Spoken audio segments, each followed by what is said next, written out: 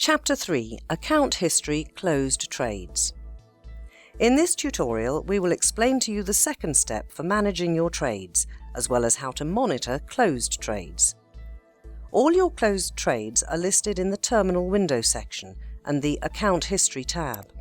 By right-clicking on this section, you will see a drop-down menu that helps you to organize this particular section of MT4. From the drop-down menu, you can select any of the four options at the top to view a certain time frame. At the bottom of the drop-down menu, you can adjust the columns that display your closed trades. The most important feature of this tab panel is the ability to generate reports. In this way, you can generate a detailed report of a specific time frame and save it in a separate folder on your desktop. The report consists of three basic sections. In the Closed Transactions section, you have an overview of all the trades closed for a certain, daily or monthly, period of time. The Open Trades section displays all the positions which were active at the time when the report was generated.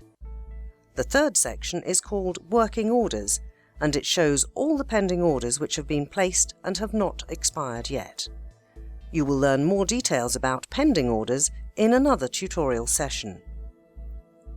At the bottom of the report page, you can see the summary of your account statistics, such as deposits and withdrawals performed in a certain period of time, the profit and loss of closed trades, abbreviated as PL, as well as the floating profit and loss of your active trades.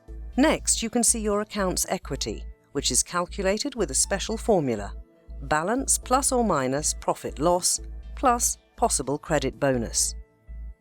Next, you can see the margin and free margin.